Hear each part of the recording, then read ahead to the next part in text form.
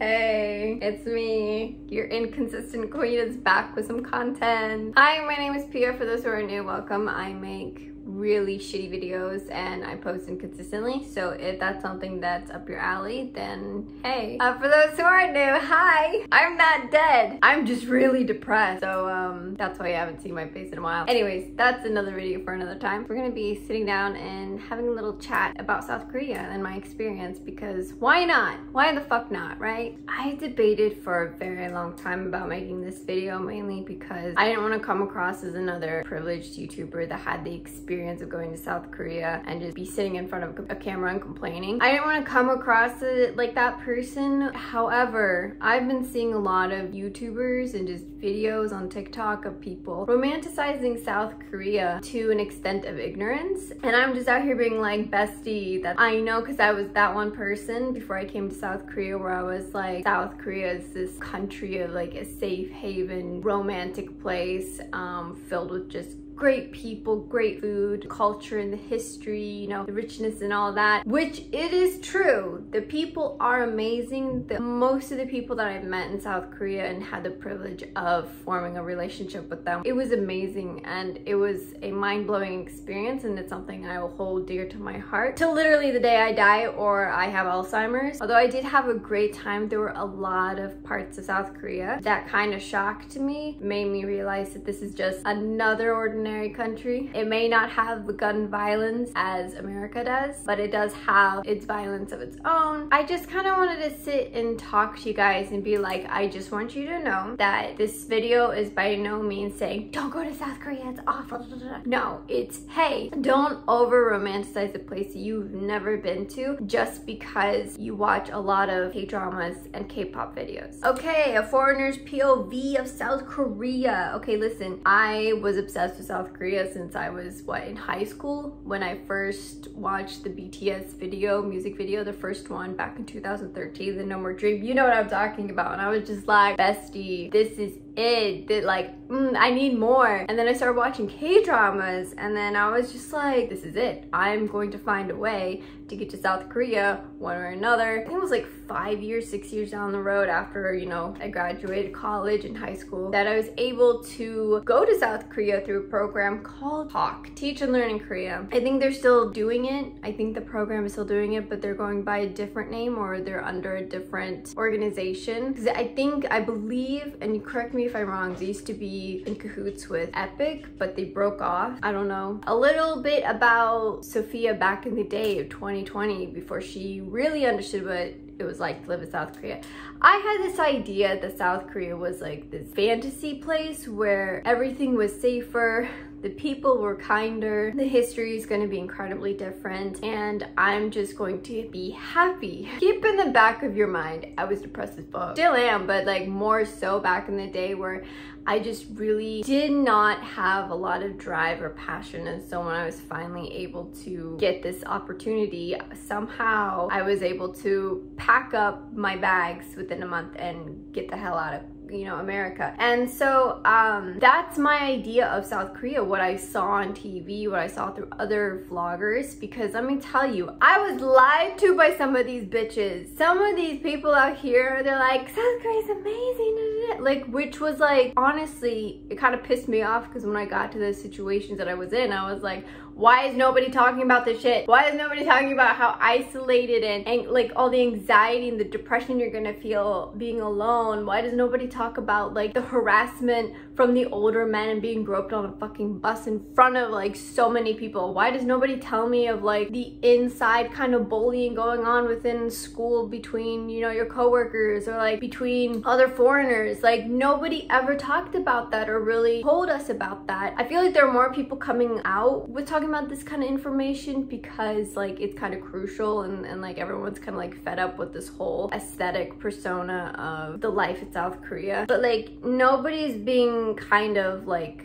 at that time, I didn't really come across a lot of honest videos of this is what you're gonna go through when you're in South Korea. I know I briefly talked about it in a video Safety for women, especially foreigner women, I feel like it's not really a thing. And by that, I mean in terms of, let's say you got sexually harassed. The law isn't gonna help you in South Korea. They barely help their own people. What makes you think they're gonna help foreigners? And in South Korea, they have this thing where, like, if someone hits you and you hit back in self-defense, you're fine. But if you go to an extent where, let's say he just like smacked you and there's like a little paw print, but you decked him and he has like a bloody fucking nose, that person who originally assaulted you first could sue you and he could win. Does that make any sense? South Korea is the same country who released a rapist without giving him a life sentence because he was drunk. He was under the influence. Yeah, he destroyed a young girl's life, and Korea was like, we're only gonna give him not even 20 years. They barely gave him 15 years and he got out. For those curious about the case that I'm talking about, I will list in the description box below a few links that talk about this case. It was huge in South Korea because the perpetrator was actually released when I was there. And also down below I will list a few other links of different YouTubers who are also talking about the different things of South Korea, what they liked and what they didn't like, and just their experience. Just something to like help you guys understand a bit more of what it was like to live in South Korea for those who are interested in visiting or living there. So yeah, check those out. So essentially, safety for foreign women is not exactly really a thing. I can't tell you the amount of times I've been harassed on a bus walking down the street by men, and it wasn't even like the younger generation, it was more so the older generation. It was kind of a mix between Korean men and foreigner men. I was on a bus, right, and I was just chilling, minding my business, and some old man literally cupped a feel, and I turned around to him and I was like disgusted and I started going off on him. Keep in mind, I'm on a bus full of high schoolers and college students. Like, this bus is so full, you could not sit down even if you wanted to. The kids were sitting on each other's lap. That's how full this place was, and everyone was watching. Nobody stood up for me, and I knew that. I knew that at this time, this was me living 2 years in, I knew that nobody was gonna stand up for me, so I literally had to stand up for myself. And I got into a screaming match with this guy. I pulled out all the swear words and like the cursing phrases from all the K-dramas I watched, and I just like unloaded on this guy because I knew I could not physically fight him even if I wanted to, mainly because my ass would be thrown in jail and I would be deported. So what happened? The bus driver blamed me. It said that I was the cause and kicked me off the bus, and I had to walk 30 minutes to the next bus stop to grab the next bus. But that's like a reality of me living in South Korea. Yeah, so that was an experience that I had in terms of safety for women. Not saying that this happened all the time, but tell me why I've been more sexually harassed in South Korea than I have been in all my life in America. For America, that's like, yeah, I've been catcalled, but that was it to that extent. In South Korea, I've been followed, I've been stalked, I've been sexually harassed and groped, I've been catcalled. It was bad. And as someone who lived alone, it was kind of terrifying. Nobody talked about that? Okay, cool. This was something that bothered me a lot that no one really talked about, was the isolation and honestly the loneliness. I did have friends who were literally 30 minutes away, but they weren't living with me. Nobody was living. I was living with myself, and this was before I had my dog. It was so isolating and so depressing, and it could be because I wasn't all mentally healed. I was not healed from my trauma, so there were many times where I did feel very isolated and alone, and it's going to be very common. You're a foreigner, and if you were like me, I didn't know the language. I had to learn as I went. You could grow up in South Korea as a foreigner, but you will never fit in. I had trouble fitting in, which is fine. There were many situations that I had where I thought I was friends with certain people and they were quite mean. If you get into some of these programs, you will find your lucky few people that will become like literal family, and then you'll find those people who are absolutely fake ass hoes and they will fuck you over, and that happened to me multiple times. That didn't play in well to the whole isolation, loneliness feelings.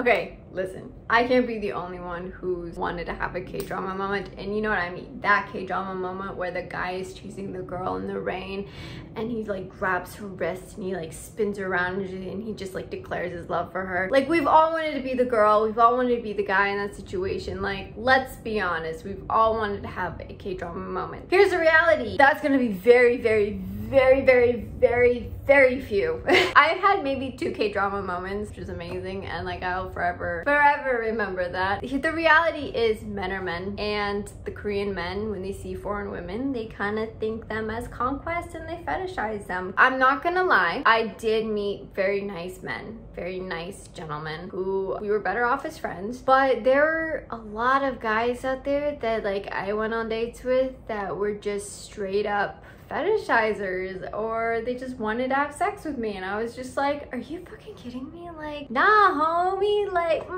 A lot of times on the dates, be very upfront and be like, oh, can I pay for half of it? Just let me pay for my portion, because I have had heard where these men are the type to pay for all your food, for everything, and at the end of the night they expect something in return. And I'm someone who wants to be financially, you know, independent, but also like be street smart about this. It's like, I don't want to come across as like I owe them something, especially since Korea is a culture of blaming. I'm gonna get into that here in a bit. This has happened to me too, where like the men get really huffy and really upset towards the end of the date when I refuse to come back with them for ramyeon. They're like, you want to come back to my place for ramen? I'm like, yeah, no, I'm good. For those who get it, you get it. You guys understand the whole ramen tactic thing. If not, go do some research. The dating life is 50-50. You're gonna meet creeps, you're gonna meet really nice people.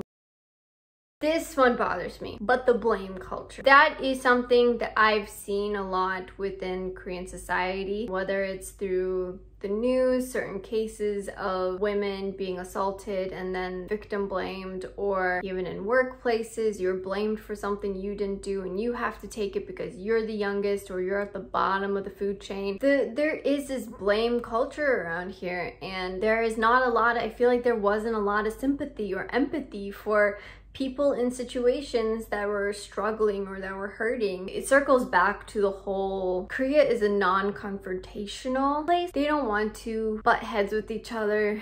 I don't know how else to put this, but like I would see like people defecating in front of my school or in front of like a building, and no one will say anything. Nobody says anything. When they see something is wrong, nobody goes and confronts it. They don't want to have that trouble. They don't want to be blamed in situations. And I feel like it's a culture of everyone is minding their business, which is great, but to an extent where when I was literally harassed and assaulted, nobody stepped up and helped. Nobody said anything. So that's like a thing that I've experienced and I've also noticed within the Korean culture. Whereas, yeah, America is really shitty, but I will say I've seen more people jump to my defense or come to other people's defense here in America than I have in South Korea. Okay, well, with that being said, I think I went through the whole list of things that I want to talk to you guys about. Listen, I'm pretty sure other people have covered this before in different videos, but this is like my experience, my point of view as a foreigner in South Korea. And this isn't to like turn you away from visiting or living in South Korea. It's just giving it to you straight, because I was that one person who, you know, watched all these K-dramas, K-pop videos, all these other YouTubers, foreigner YouTubers who were saying, I have such a great life here, I feel so safe, and they never really gave it straight. So I'm here telling you, like, this is kind of what South Korea was like, and this was my experience as, you know, an American woman who lived there for a few years. Listen, South Korea is like any other place. It's just different culture, different people, different food. There are still bad people there. There's still a corrupt law system there that's not going to change from any other place that you go to.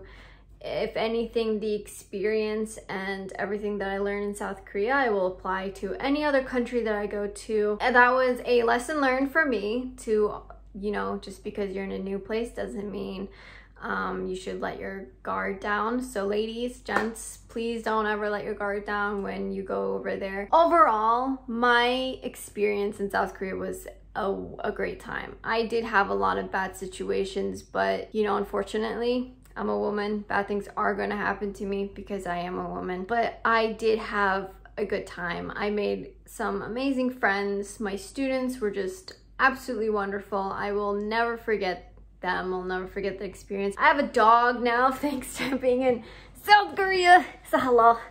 Say hello. Oh, thank you. I love you. I love you, Baba. I would say take this video with a grain of salt, do your own research. I hope this video helped giving you guys a better understanding of what it's like living in South Korea from my point of view. You know, I highly recommend to keep doing your research and apply the nature of where you live to the nature of South Korea. And don't ever, you know, drop your guard, because you're precious and you're a human being and you deserve to have a good time, but also deserve to be safe and feel safe. So yeah, that was my experience. I hope you enjoyed this video. Let me know if you want me to talk about anything else. Be kind to yourselves, and I will see you guys later.